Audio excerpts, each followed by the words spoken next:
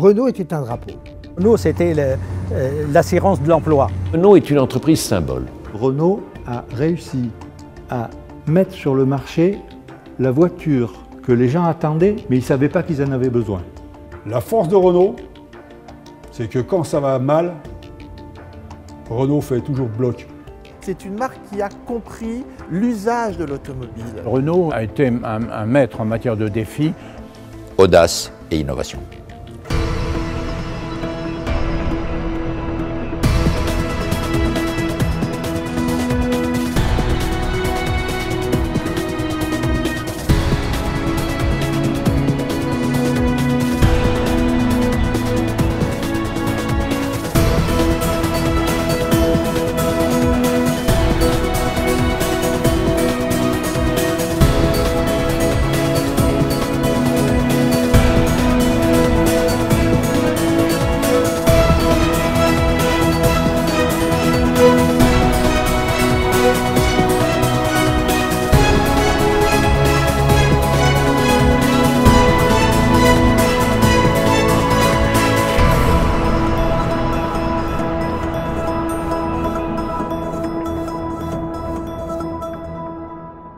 Depuis toujours, l'histoire de Renault se confond avec celle des Français.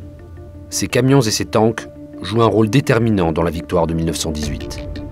Dans les années 30, ses avions et ses autocars sillonnent l'empire colonial.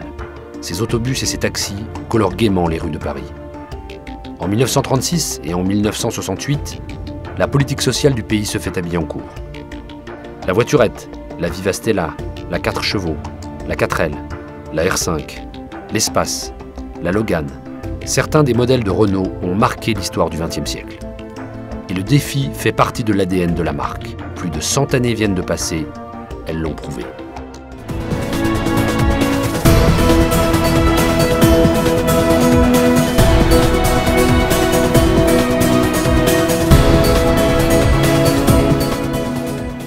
Louis Renault naît en 1877 à Paris. Son père est un important fabricant de fournitures pour tailleurs. Le jeune Louis est bien vite davantage intéressé par les ateliers et les machines de fabrication de boutons, plutôt que par les cours au lycée Condorcet qu'il sèche volontiers. Quand son père, puis ses frères, veulent lui faire une place dans l'affaire familiale, il refuse, car il n'y a qu'une seule chose qui le passionne, la mécanique.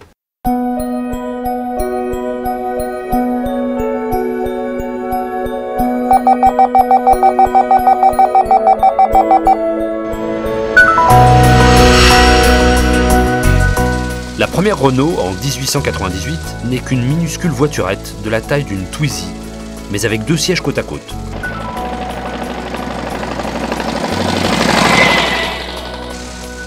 Louis Renault l'a construite à 20 ans, avec un seul ouvrier et un camarade de régiment, juste pour vérifier que sa dernière invention tenait la route.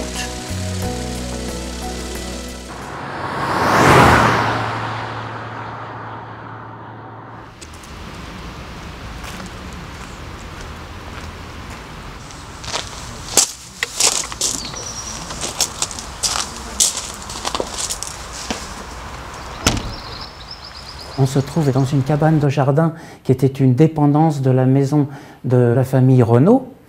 Et cet annexe de jardin était en fait, à l'époque, transformé par Louis Renault en atelier pour réaliser ses principales inventions.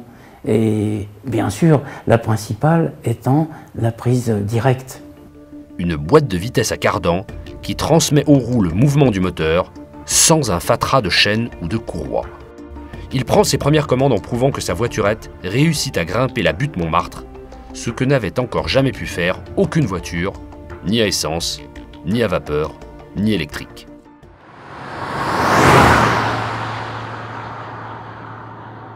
Il va un soir de fête, je crois que c'était le 24 décembre, dîner avec ses frères et des amis. Il arrive avec sa voiture et là tout le monde se moque un petit peu de lui, etc. Et il prend le pari de monter la rue Le Pic, ce qui bluffe tout le monde. Et il ressort du dîner avec 12 commandes. Ses frères mettent un peu d'argent au pot pour lui donner les moyens de fabriquer les premières voitures dans la cabane atelier aménagée dans le jardin de leur mère à Billancourt. Ils créent une société, Renault Frères, dont Louis n'est que le salarié. En 1898, lorsque Renault sort sa voiturette, la France, premier fabricant mondial d'automobiles, compte près de 200 constructeurs. Mais 3 seulement, Panhard, Peugeot et De Dion-Bouton, parviennent à produire plus de 100 véhicules par an. Autodidacte, Louis Renault partage son temps entre le bureau d'études, la conduite de l'usine et la pêche au brevet d'invention. Il passe le jour dans les ateliers à regarder les ouvriers professionnels, souvent très qualifiés, à leur poser des questions, à tomber la veste, retrousser ses manches et leur montrer comment faire encore mieux ou plus vite. Louis Renault est un patron atypique et exemplaire, admiré des compagnons. Pour développer les ventes, il faut se faire connaître. Mais Louis n'a pas les moyens de faire de la réclame. Qu'à cela ne tienne, au péril de leur vie, Louis et son frère Marcel se font pilotes de course. Les frères Renault n'ont pas les moyens d'embaucher des pilotes, en fait, mais ça n'est pas un souci, parce qu'eux-mêmes sont des gens extrêmement décidés, extrêmement actifs, et conduisent leur propre voiture. Ils gagnent toutes les compétitions auxquelles ils participent. Mais Marcel se tue en 1903 dans le Paris-Madrid. Très affecté, Louis abandonne la compétition. Cette tragédie marquera la course automobile pour toujours. Les pouvoirs publics interdisent désormais les courses de ville à ville sur route ouverte. Toutefois, les compétitions en circuit fermé seront autorisées. Les routes n'ont encore ni station-service, ni panneaux indicateurs. Il faut être mécanicien chevronné pour prendre le volant. Mais en 1905, Renault Frères met au point un taxi tellement commode qu'il peut être conduit et entretenu par un simple cocher de fiacre. Il y a une banque qui commence à se dire qu'il devrait y avoir un marché pour faire des taxis automobiles.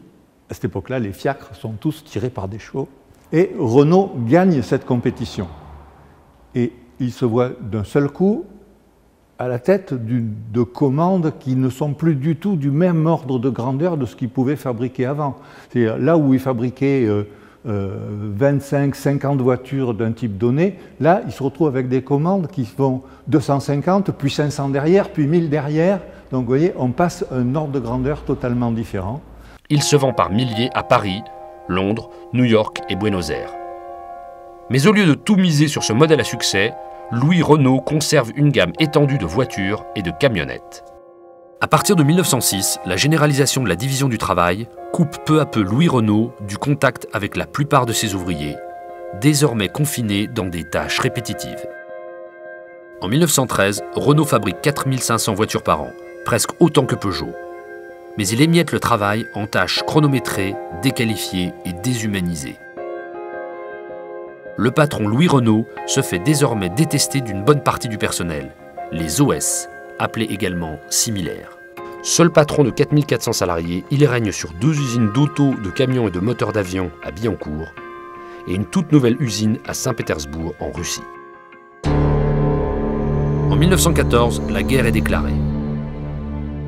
Alors les taxis de la Marne, c'est ce qui a fait la célébrité des taxis Renault. En 1914, lorsque les troupes allemandes s'approchent trop de Paris, il est décidé de lancer une contre-offensive d'envergure pour essayer de les bloquer. Et l'idée vient à ce moment-là, Gallieni fait un ordre de réquisition et réquisitionne les taxis, tous les taxis parisiens, qui en l'occurrence étaient pratiquement tous des Renault, pour transporter les troupes, avec le côté amusant que les chauffeurs de taxi ont eu leurs courses payées. Au lieu de partir sur le front comme soldat de 2e classe, Louis Renault reçoit l'ordre de demeurer à Billancourt pour fabriquer des moteurs d'avion avec le peu de personnel restant. Bientôt, il doit se reconvertir dans des fabrications militaires car le gouvernement lui confie des commandes de camions, de canons, de tanks et surtout d'obus qui vont l'amener à quadrupler la taille de l'usine de Billancourt. Louis Renault devient de loin le premier constructeur mondial de tanks avec un modèle très fiable, presque entièrement conçu par lui, le FT-17. Il faut savoir qu'il y avait un gros débat à cette époque-là entre les chars lourds, très peu mobiles, etc., qui tombaient facilement en panne, et ce petit char de Renault qui, lui, avait comme caractéristique d'être extrêmement mobile, qui pouvait être transporté sur un camion pour le déplacer rapidement, et qui a donc beaucoup aidé à enfoncer les lignes ennemies en servant aussi de bouclier quelque part aux fantassins de l'époque. La guerre terminée, Louis Renault doit se reconvertir dans les fabrications civiles auxquels il ajoute les autorails, les avions et les tracteurs agricoles. À partir de 1919, pris par de nouveaux sujets d'intérêt, les femmes, la voile, la construction de résidences secondaires, on sent Louis Renault moins inventif. Désormais, il emboîte le pas avec un certain retard à un nouveau concurrent très innovant, André Citroën. Ce dernier le précède dans presque tous les domaines. La fabrication à la chaîne, la formation et le financement du réseau de vente, et surtout la publicité, avec ses taxis, ses autocars, ses caravanes de voitures, ses raids transsahariens ou transafricains. Louis Renault, pour réagir à l'offensive de Citroën avec ses chenillettes, fait remarquer que la chenille sur le sable est un inconvénient majeur, car elle s'use extrêmement rapidement. Donc, Louis Renault invente un véhicule qu'on appelle le 6 roues, mais qui en comporte en fait 12. Si ces Renault à 6 roues jumelés se révèlent dans les raids africains en réalité plus fiables que les autochenilles Citroën, c'est pourtant André Citroën qui occupe le devant de la scène médiatique. Leur rivalité personnelle va marquer tout l'entre-deux-guerres automobile. C'est au retour d'un voyage aux États-Unis que Louis Renault décide de compléter le trapèze de Billancourt. Il ajoute à ce puzzle d'atelier construit parcelle par parcelle une usine moderne sur l'île Seguin.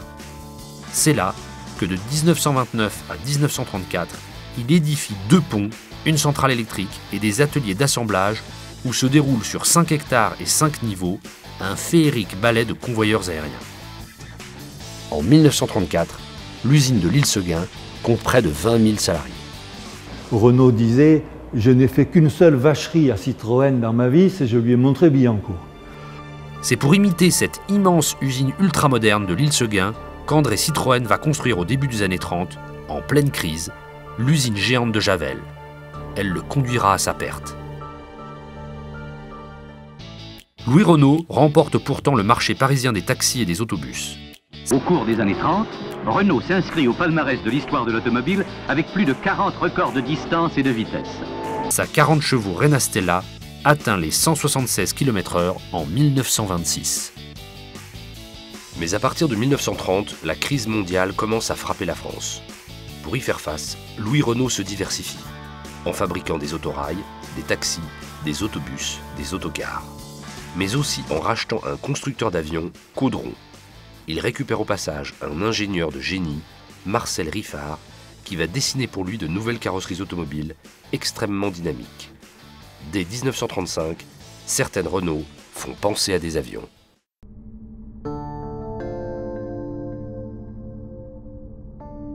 Les Renault Viva Stella et Viva Grand Sport remportent tous les concours d'élégance de 1934 à 1938, même si la Panhard dynamique et surtout la Hotchkiss tentent de damer le pion à la Viva Stella sur le créneau du haut de gamme. Mais à la moindre fluctuation du carnet de commande, Louis Renault licencie sans scrupule. Il incarne aux yeux de beaucoup le patronat le plus réactionnaire, surtout après la violente grève de 1938, où il se défausse sur son neveu François Louis II et le laisse jeter sur le pavé 1900 salariés. En février 1939, Louis Renault se rend comme chaque année au Salon automobile de Berlin. L'industrie automobile allemande et le réseau d'autoroutes qui viennent de prendre une vigoureuse ascension sous Hitler l'intéressent.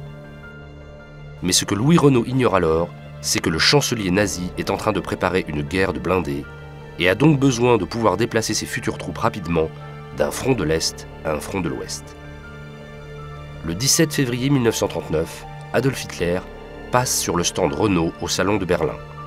Louis Renault, c'était le seul constructeur français au Salon de Berlin. Hitler appréciait beaucoup l'automobile, mais là n'était pas son sujet. Il n'a même pas dû faire attention à la poignée de main, la fameuse poignée de main dont on parle tant, parce qu'à ce même salon était présentée la KDF, et la KDF était la voiture de propagande type du nazisme à l'époque et qui allait devenir la future coccinelle de Volkswagen. À la fin des années 30, Citroën, avec sa traction avant 11 chevaux, et même Peugeot, avec sa 202, vendent plus de voitures particulières que Renault. En revanche, Louis Renault est de loin le premier industriel de France. Mais en 1939, c'est un homme intellectuellement et physiquement diminué. Il est atteint d'aphasie, il fuit le contact avec son personnel. En septembre 1939, la guerre est déclarée. En juin 1940, après la capitulation, les Allemands mettent la main sur l'économie française. C'est le neveu de Louis Renault qui doit se débrouiller avec l'occupant. Les Allemands confisquent une partie de l'usine, réquisitionnent plusieurs ateliers, interdisent à Renault toute fabrication de voitures de tourisme et l'obligent, comme les autres constructeurs automobiles français, à fabriquer des camions pour la Wehrmacht. Sinon, ils prendront le contrôle du reste de l'usine et enverront ouvriers et machines en Allemagne. Pendant la guerre, les Allemands n'ont pas laissé à Louis Renault le contrôle de son usine. Nous sommes ici pas loin du parking des voitures. Devant le bâtiment X, actuellement Pierre Dreyfus, était garée la Mercedes cabriolet de von Urach, qui était en fait considéré comme le patron de l'époque. Louis Renault confie alors en secret à ses collaborateurs le freinage au quotidien de la production. Mais de moins en moins présent, il se consacre à la préparation de l'après-guerre en essayant de maintenir tant bien que mal l'outil de travail. À la Libération, Louis Renault, seul propriétaire de la plus grande entreprise française et bête noire des communistes, est présenté comme le symbole de la collaboration. Incarcéré à Fresnes, où il subit de mauvais traitements, il est battu, et privé de soins alors qu'il est gravement malade, il souffre d'urémie. Louis Renault meurt sans jugement dans des circonstances dramatiques le 24 octobre 1944. Devant l'urgence de remettre l'entreprise en marche pour fabriquer des camions, le gouvernement nationalise l'entreprise.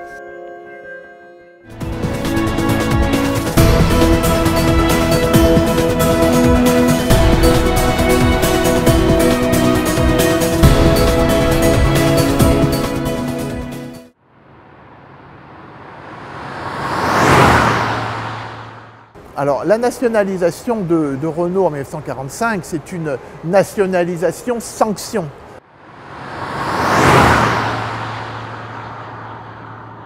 Même quand il y a eu la nationalisation, on s'attachait à se dire on n'est pas une entreprise nationalisée, on est une entreprise nationale. Et donc on avait une fierté de relever le défi. Renault avant la guerre s'appelait l'automobile de France. Eh bien on continuait sur cette lignée. Pierre Le Faucheux, un résistant nommé à la direction de la toute nouvelle Régie nationale des usines Renault, se bat avec le gouvernement pour avoir le droit de construire un modèle de voiture de tourisme. Parce qu'il y a une décision politique qui fait qu'aujourd'hui, maintenant, désormais, il y a une espèce de partage des tâches, une espèce de Yalta automobile, où Citroën va faire des voitures populaires. La 2 chevaux est en route, elle apparaîtra beaucoup plus tard. Chez Peugeot, on va faire des voitures moyennes. La 203 apparaîtra en 1947. Et Renault doit faire une voiture populaire. Et Renault sort la première voiture française vraiment populaire de l'après-guerre.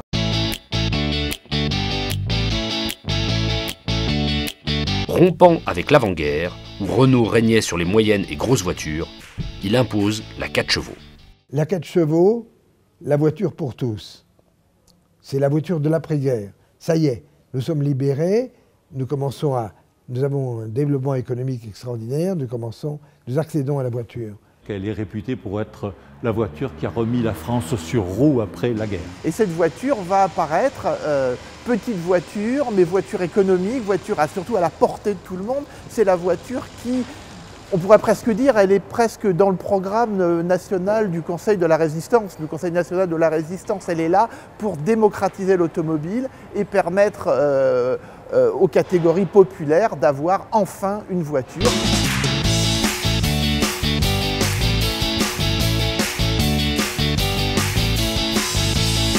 C'est la voiture qui va permettre à des millions de Français de découvrir l'automobile pour la première fois. La 4 chevaux est exportée en Espagne et au Japon, et sa version alpine s'illustre en compétition. La 4 chevaux sera la voiture la plus vendue en France de 1947 à 1955. Elle aura en face d'elle la Dyna Panhard et la Simca 6. Mais surtout, à partir de 1949, elle devra faire face à un concurrent qui deviendra mythique, la 2 chevaux Citroën. Renault construit une nouvelle usine de montage à Flins et une usine de moteurs à Cléon. Pierre Dreyfus dirige la Régie Renault de 1955 à 1975. Homme du social, il profite du développement du marché automobile pour faire de Renault une vitrine, augmenter les salaires et les congés et réduire la durée du travail. Son but, que l'exemple de Renault se répande de proche en proche dans toute l'industrie française. Mais il fait très largement appel à la main-d'œuvre immigrée, sans vraiment se soucier de sa formation et d'enrichir les tâches.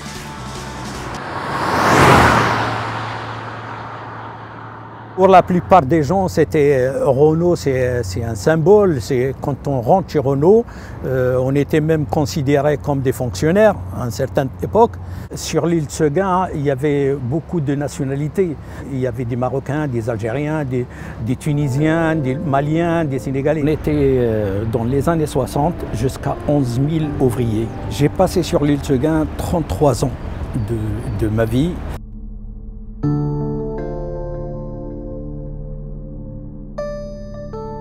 Un ES, pour tout le monde, c'est un ouvrier spécialisé, mais pour moi, personnellement, ça ne veut rien dire. Parce que si on dit un ouvrier, d'accord, spécialisé, de quoi? Et voilà, c'est spécialisé, on est spécialisé à tout faire, quoi.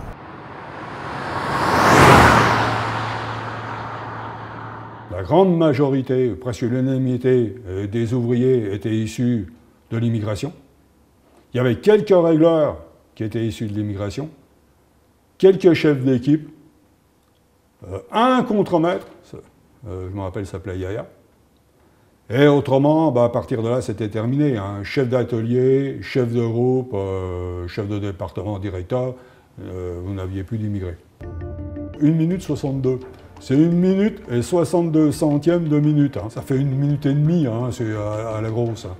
Ça veut dire que chaque minute et demie, une voiture sortait de l'île, ou sortait des chaînes de montage. Pendant le ramadan, par exemple, je composais avec les syndicats d'une part, et puis avec les imams d'autre part qui étaient dans l'île. Où, par exemple, ils nous demandaient de ne pas faire de pause. Dans l'île de Seguin, on a eu, à ma connaissance, pas de suicide. Parce qu'on avait une soupape de sécurité. La soupape de sécurité, c'était la grève, hein. Mine de rien. C'est vrai que des fois, c'était violent, mais ça permettait d'évacuer.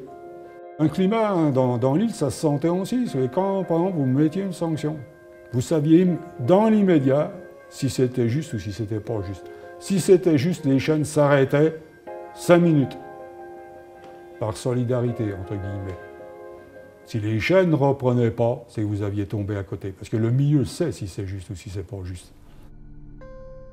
J'ai eu quelqu'un, moi, dans mon bureau, on était en train de lui demander sa mise à pied. J'ai dit, mais comment ça se fait que tu y arrives depuis des années et que tu n'y arrives pas maintenant? Il m'a dit, ouais, mais d'habitude, je suis de l'autre côté de la chaîne. Il était gaucher.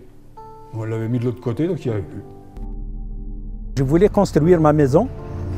J'ai fait une demande de prêt. Et la personne qui nous a reçus, il m'a demandé tout un parpasse, il faut ça, il faut ça, il faut ça. Et à la fin, il m'a demandé, vous travaillez où? Je lui ai dit chez Renault. Alors lui, il a déchiré tous les papiers. Il m'a dit avis favorable. Voilà, parce que je travaillais chez Renault.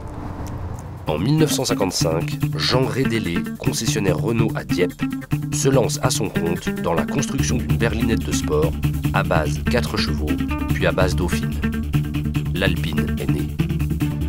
Présent depuis toujours dans les véhicules utilitaires, Renault construit de 1959 à 1980 une camionnette à traction avant et porte-avant coulissante destinée au transport urbain.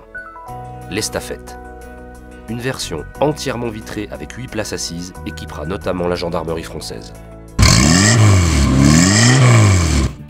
De 1965 à 1977, Alpine continue sa saga.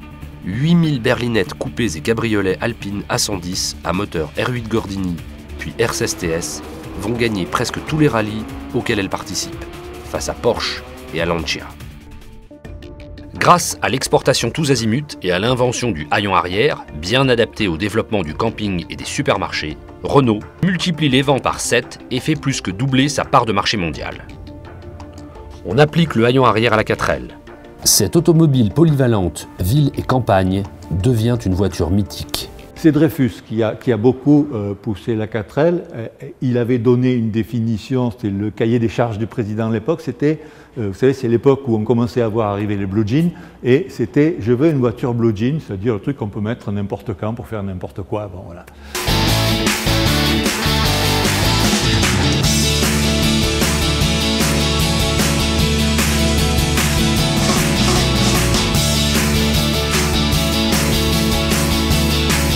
La 4L, c'est une voiture qui est en fait extrêmement moderne dans sa conception.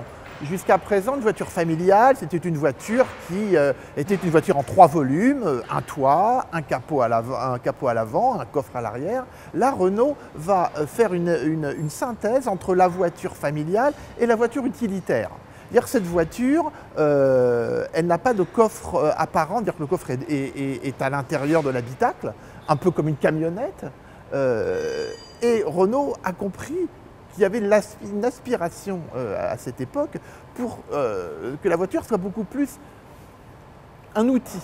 C'est-à-dire qu'il y a une forme de désacralisation de la voiture dans la 4L. C'est une voiture qui correspond à la France rurale parce qu'on peut mettre des choses dedans, mais aussi à la France urbaine. Parce que la France urbaine, elle a quand même besoin de place parce qu'elle a plus d'enfants, parce qu'elle a plus de loisirs aussi. Elle a besoin de voitures où il y a beaucoup de place. Et là, la 4L va répondre, on dirait aujourd'hui c'est presque une voiture de bobo.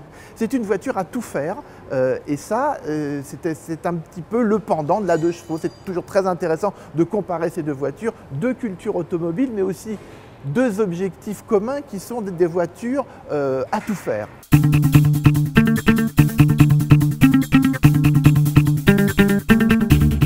La R8 à moteur Gordini s'illustre en compétition.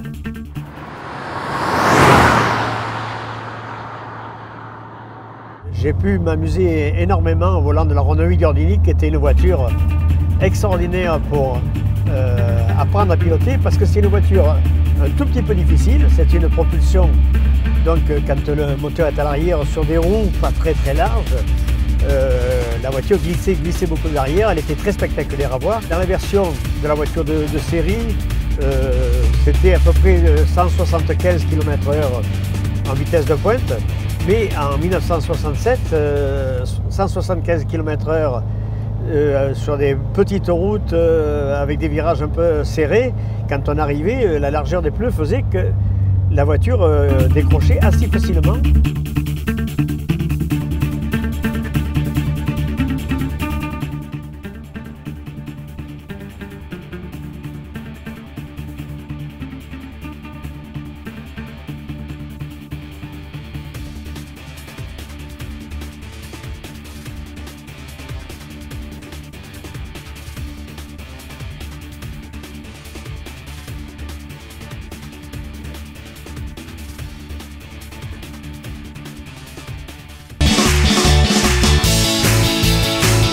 La R5 remporte un grand succès auprès d'une clientèle féminine et urbaine. La Renault 5, c'est la voiture en ville. C'est-à-dire qu'avant, la voiture en ville, eh bien, la ville s'adaptait à la voiture. On construisait des voies sur berge, on construisait des autoroutes. Et puis il arrive un moment où on se dit que la voiture, il faut qu'elle s'adapte à la ville. Et d'une certaine manière, la Renault 5, c'est une réponse à cette contrainte. C'est une voiture qui est compacte. On retrouve évidemment ce fameux haillon arrière cher à Renault. Il y a un gain de place important. Elle est polyvalente, c'est-à-dire qu'elle peut aussi faire de la route, mais surtout, elle est faite pour la ville. Et on le voit par exemple dans une autre innovation, qui sont les pare-chocs. Des larges pare-chocs en plastique. Pourquoi? Parce qu'une voiture en ville, ça prend des coups. Pour la première fois, la voiture n'avait pas de pare-choc. C'était des boucliers. Aujourd'hui, ça c'est rentré dans les mœurs, mais à l'époque, c'était stupéfiant. Il n'y avait pas de chrome à l'avant, il n'y avait pas de chrome. Bon, il n'y avait pas de poignée de porte. La Renault 5 arrivait à faire cette synthèse d'un véhicule qui plaisait à tout le monde et qui en même temps ne se coupait pas d'une certaine sophistication. Mais encore fallait-il que le lancement accompagne cette volonté délibérée. Renault présente la Renault 5 dans les aventures de Supercar. Mais il y avait un jingle qui était tout à fait spécial. Gwendolini, Gwendolina, nanana. La suspension est d'une grande flexibilité.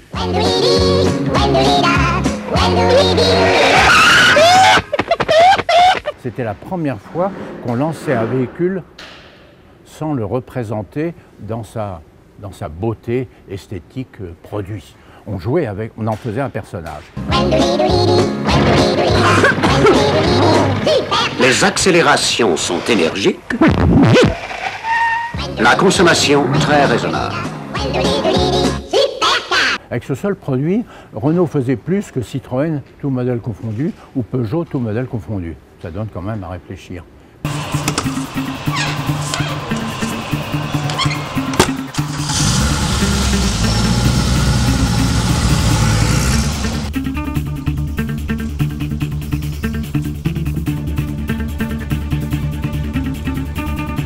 J'ai remporté 3 rallyes de championnat du monde avec la Renault 5 Turbo, c'est-à-dire le rallye de Monte-Carlo 1981, le Tour de Corse 82 et le Tour de Corse 85. Et 85, c'est la version la plus évoluée de la 5 Turbo. La version maxi, c'est 350-360 chevaux pour un poids de 900 kg. Et on arrive à faire pas mal de choses avec.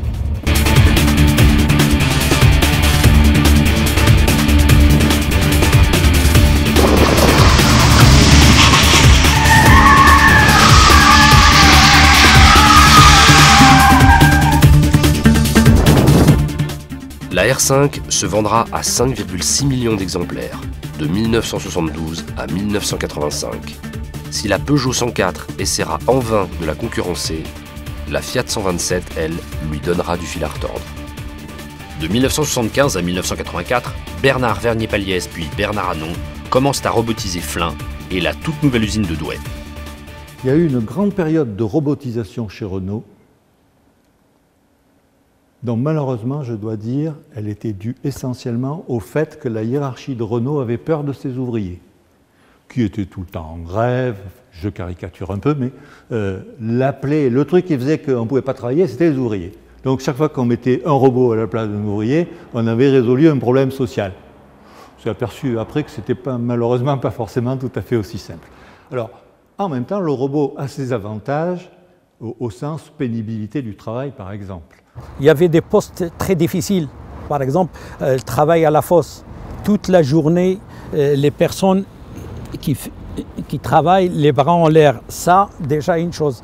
La pose de batterie, le plus pénible que j'ai fait, c'est les bras de roue. On prend le bras de roue qui pèse entre 10 et 15 kilos. On prend le bras de roue, on vient vers la voiture pendant la chaîne qui marche. Pour le caler, on met le pied comme ça. Il le mettrait le bras de roue et après, il faut le serrer. Alors, il faut voir tous ces gestes-là toute la journée. Vous verrez ce que c'est à la fin de la journée. On est plié en deux. Cela dit, aujourd'hui, je pense qu'on est un peu plus mesuré dans l'utilisation systématique du robot. Par exemple, ça reste aussi très lié aux coûts salariaux par ailleurs. La Dacia est extrêmement peu robotisée et c'est réputé être la voiture la moins chère du monde quasiment. Donc, la gamme s'étoffe, avec entre autres un modèle révolutionnaire, l'Espace.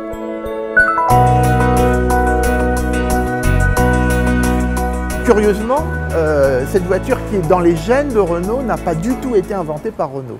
Elle a été inventée par Matra, qui a eu un peu la même intuition qu'à la même époque avec Chrysler de l'autre côté de l'Atlantique avec le Voyager. Matra, tout fier de cette invention, va la proposer à Peugeot Citroën, qui ne va pas en vouloir pour des raisons de moyens, parce qu'à l'époque l'entreprise n'est pas au milieu de sa forme, mais aussi parce que c'est pas trop dans la conception qu'a Jacques Calvet de l'automobile.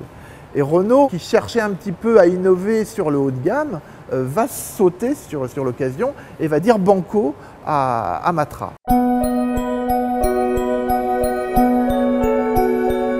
L'espace est aussi un défi. Quand on a fait la présentation de l'espace au château de Chambord, je me souviens, j'étais avec des journalistes allemands et on a déjeuné dans l'espace. Les sièges se retournaient, etc. Il y avait une table au milieu, etc. Donc on vivait dans la voiture. Bon. Et toute notre philosophie, c'était de faciliter la vie de l'utilisateur. Renault, à cette époque-là, théorisait énormément sur le succès de l'espace. C'est parce qu'aujourd'hui, dans la société, il y a une espèce de fusion entre l'automobile et la maison. Donc il brodait beaucoup là-dessus. Dopé par le succès de la berlinette, Renault se lance dans la fabrication en série d'une grosse Alpine, plus cossue et plus confortable, afin de rivaliser avec la Porsche 911. C'est l'Alpine A310. Mais si elle équipera bien une brigade rapide d'intervention de la gendarmerie, elle sera une déception commerciale. Renault se lance en Formule 1 avec une monoplace à moteur turbo. Le principe du turbo a été inventé par Louis Renault dès 1902. Ce dispositif, qui accroît la puissance et les accélérations, aura donc mis plus de 70 ans pour être utilisé en compétition.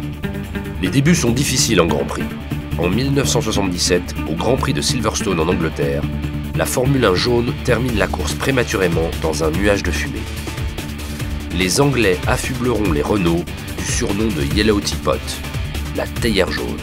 J'étais patron de la Belgique à l'époque et j'avais un Grand Prix de Formule 1 à Zolder et j'avais invité tout le réseau à venir. Et donc tous les types étaient là, une tribune réservée à Renault, ils avaient tous des bobs Renault, etc. Les voitures sont parties, on a entendu le ronflement de la fin du premier tour, quand les voitures, tous les gars se sont levés, etc. Il n'y avait déjà plus de Renault. Mais en 1978, les Renault marquent leur premier point. Et en 1979, Jean-Pierre Jaboué gagne le Grand Prix de France à Dijon. Avec René Arnoux et Alain Prost, Renault accumule ensuite les victoires en Formule 1, ce qui renforce encore la fierté du personnel et son attachement à l'entreprise.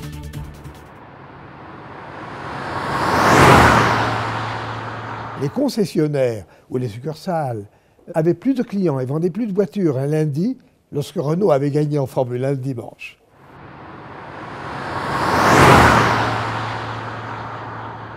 La Formule 1, c'est un sport mondial. Et donc, si vous gagnez en Formule 1, c'est bon à la fois pour votre notoriété dans le monde entier et c'est aussi bon pour la motivation interne. Depuis les débuts de la Ve République, les différents présidents avaient tous choisi des concurrentes des modèles Renault comme voiture officielle. En 1981, Mitterrand renoue avec la régie Renault et fait notamment carrosser en limousine présidentielle une R25.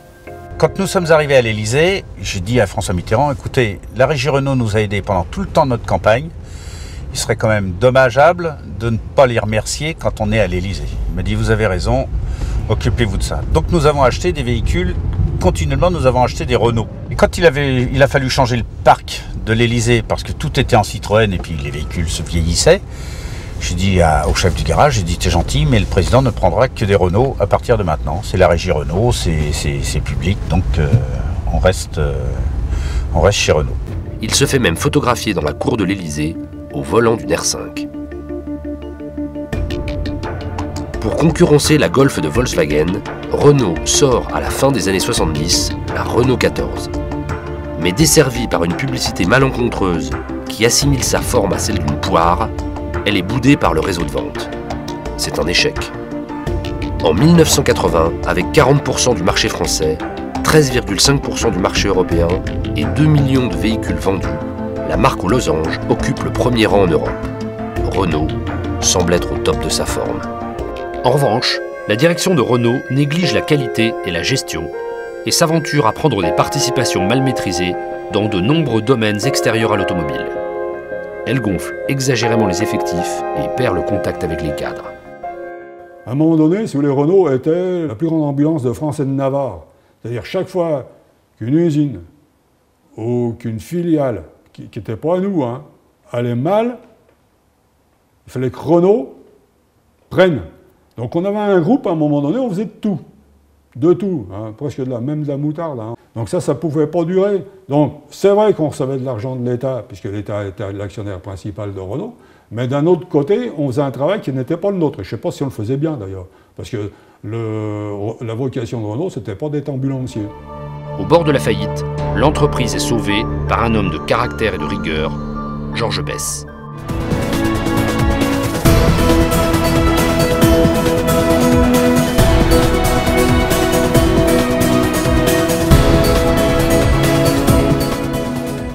Renault se dirigeait gentiment vers la faillite, sans que personne semblât s'en préoccuper à l'intérieur de Renault, peut-être notamment parce que le gouvernement n'avait pas laissé les mains totalement libres au président Renault pour faire ce qu'il convenait de faire et que Georges Besse a fait.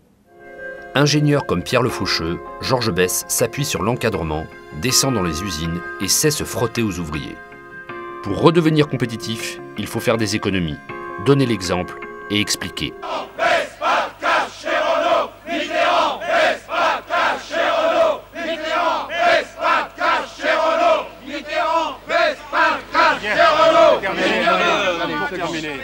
Globalement, si vous voulez, vous pouvez redresser une situation. On peut équilibrer une situation financière. Oh, c'est pas si facile que ça, vous non, savez. Non, excusez-moi. Artificiellement, c'est facile. Non, c'est facile. Ni artificiellement, ni autrement, c'est pas facile du tout. Il élague, externalise et vend tout ce qui n'est pas son cœur de métier automobile, les cycles, l'électronique.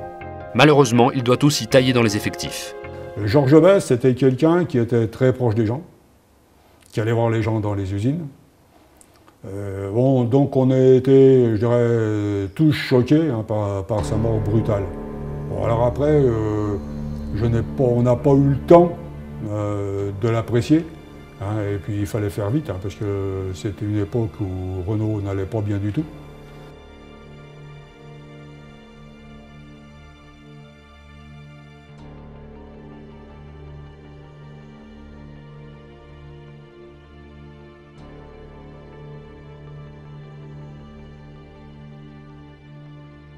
Renault était devenu, avec les années, une espèce de symbole social.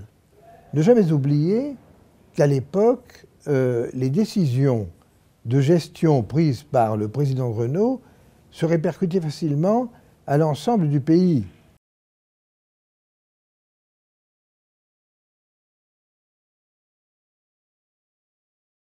La R25 est un peu un boulet en termes d'image pour Renault. Chacun sait, il se dit qu'elle a une mauvaise qualité, elle tourne en panne. Autant dans les années 60, 70, 80, avoir une voiture qui tombe en panne, on se disait bah oui, ça peut arriver. À partir des années 90, une voiture qui tombe en panne, ça devient quelque chose d'inacceptable. J'ai trouvé, Dieu merci, facilement un directeur de la qualité au sein de l'entreprise. C'était celui qui était chargé de l'après-vente et qui donc recevait les plaintes directement. J'ai failli dire les crachats des clients, enfin. Et l'objectif, au bout de 4 ans, 5 ans, je peux le dire, a été atteint. Il rétablit également la qualité, à tel point que la R19 conquiert le marché allemand, réputé exigeant. Il se débarrasse des participations ruineuses chez 2 constructeurs américains, Mack et American Motors. Persuadé que le secteur poids lourd de Renault n'a pas la taille critique, il cherche à le marier avec celui de Volvo, puis même à fusionner les 2 entreprises. Mais l'opération capote au moment où elle est sur le point d'aboutir. Pendant toutes ces années, Renault tente de reconquérir le créneau du haut de gamme automobile. 30 ans durant, les modèles se succèdent. R30, R25, Safran, Velsatis, Avantime. Mais aucun ne parviendra à faire oublier les problèmes initiaux de finition et de qualité, ni à rétablir l'image de marque de Renault pour ce type de voiture. Avant de passer la main à son adjoint, Raymond Lévy ferme l'usine historique de l'île Seguin de Billancourt. La fermeture de Billancourt, pour moi, c'était très difficile. C'est pas simplement pour moi, mais je pense que pour la majorité des salariés de Renault, quels que soient les salariés, que ce soit même des cadres, même s'ils ne parlent pas, même s'ils ne le disent pas, ils le pensent, parce que c'était très pénible. Les ateliers de l'île Seguin, filmés par une caméra cachée. Depuis 4 ans, l'usine est interdite aux journalistes. Les 4000 ouvriers qui travaillent ici savent que la régie projette de fermer l'usine. Sur ces chaînes, modernisées il y a 5 ans, sortent 420 véhicules par jour, des express et quelques R5. La production pourrait facilement tripler, mais la régie ne le veut pas. Impuissants, les ouvriers ont vu fermer l'atelier des R4. Regardez, cette chaîne est vide, abandonnée. Ils savent aujourd'hui que cet abandon progressif de l'activité va s'accélérer jusqu'à la fermeture totale en 1992. Une île, c'est 5 étages. C'est des flux de partout. Il fallait une organisation terrible. Pour suivre une pièce, il fallait être né dans l'île. L'île, pour moi, était à terme condamnée. Si cette usine avait été moderne, bien placée, facile à desservir, nous aurions pu la conserver et la développer. Tel n'était pas le cas. Parallèlement, il lance la construction du technocentre de Guyancourt pour regrouper les centres d'études dispersés en région parisienne. Il donne aussi le feu vert à la Twingo, une petite voiture jeune, sympathique et rentable, qui fera un tabac en France.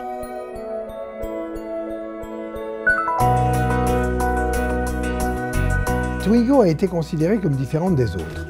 Elle tranchait par son image.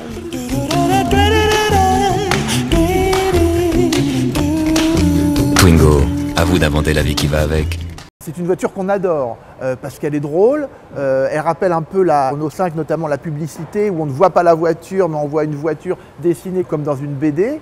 En France, on a un rapport à la petite automobile, à la petite voiture qui est un petit peu différent de nos voisins. C'est-à-dire qu'on aime bien les voitures décalées, on aime bien les voitures qui ne se prennent pas au sérieux. Parce qu'en France, les gens qui ont un certain revenu ne vont pas forcément acheter une grosse voiture. Ils aiment bien acheter des voitures un peu originales.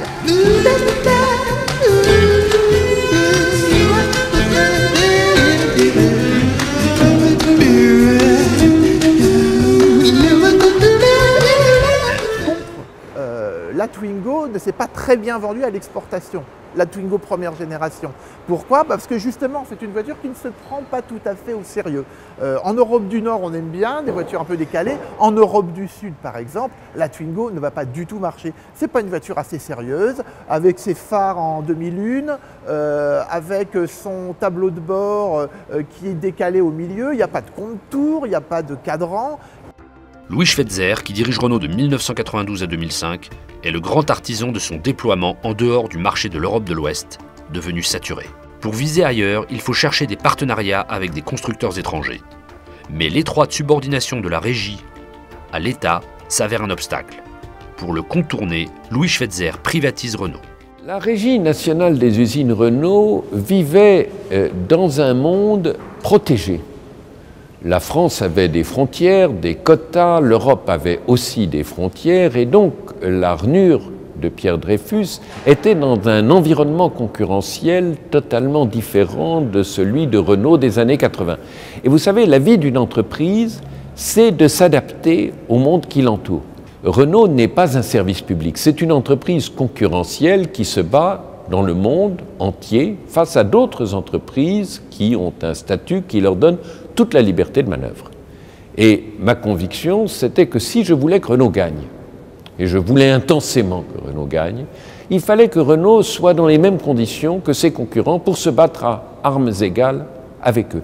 Nous n'aurions pas pu faire Nissan, nous n'aurions pas pu faire des opérations avec Volvo si Renault avait été une entreprise publique. Le succès d'un nouveau modèle, le Scénic, ainsi que la vente des fonderies et du secteur poids lourd, apporte les moyens d'investir à l'étranger. Le camion fait partie des métiers historiques de Renault, mais Renault était dans ce domaine trop prisonnier du marché français, n'avait pas les capacités technologiques de réussir. Et donc nous avons fait une opération qui a consisté à céder notre activité camion à Volvo et dans le même temps à devenir le premier actionnaire de Volvo. Et ainsi Renault a pu garantir l'avenir de l'activité poids lourd de Renault. Pour s'implanter dans les pays émergents, Louis Schweitzer fait réaliser un modèle bon marché, la Logan.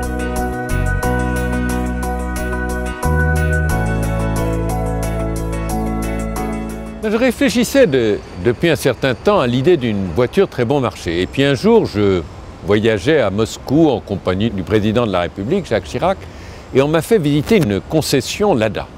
C'était un énorme hall avec des centaines de Lada, et ces Lada suscitaient la passion des Russes. Or, c'était des très mauvaises voitures, mais elles avaient une grande qualité, elles coûtaient 6 000 $. Et je me suis dit à ce moment-là, si nous savions faire une voiture à 6 000 $ et de bonne qualité, on serait les maîtres du monde.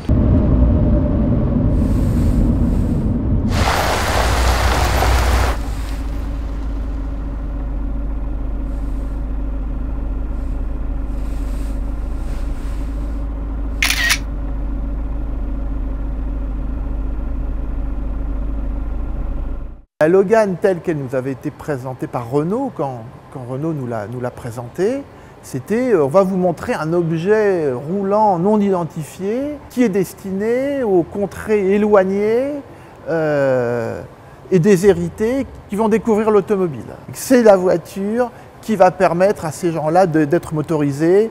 Ça passe partout, c'est un peu rustique. La question au bout d'un moment, c'est et en France ou en Europe, oulala, on va voir, on n'est pas sûr du tout. Et je pense qu'ils n'étaient pas sûrs du tout. Et puis Renault a été rattrapé par un phénomène évident après coup, hein. C'est qu'il y a en France et en Europe un certain nombre de catégories sociales qui n'ont pas les moyens de s'acheter de voitures neuves. L'âge moyen d'un acheteur de voitures neuves depuis 20 ans, c'est plus de 50 ans. Pour le marché des pays riches, il prend le contrôle du coréen Samsung et surtout du japonais Nissan, très présent aux États-Unis et au Mexique. Nissan, c'était pour nous l'opportunité d'entrer au Japon, qui est un pays fermé, d'entrer aux États-Unis où nous ne pouvions pas entrer seuls, et d'avoir une présence dans beaucoup de pays d'Asie où Nissan était présent et où Renault n'avait pas les moyens de l'être. Le succès de Louis Schweitzer est dû non seulement à sa vision, mais aussi à la rigueur implacable de son dauphin, Carlos Ghosn, qui s'impose aux Japonais et redresse Nissan au bord de la faillite.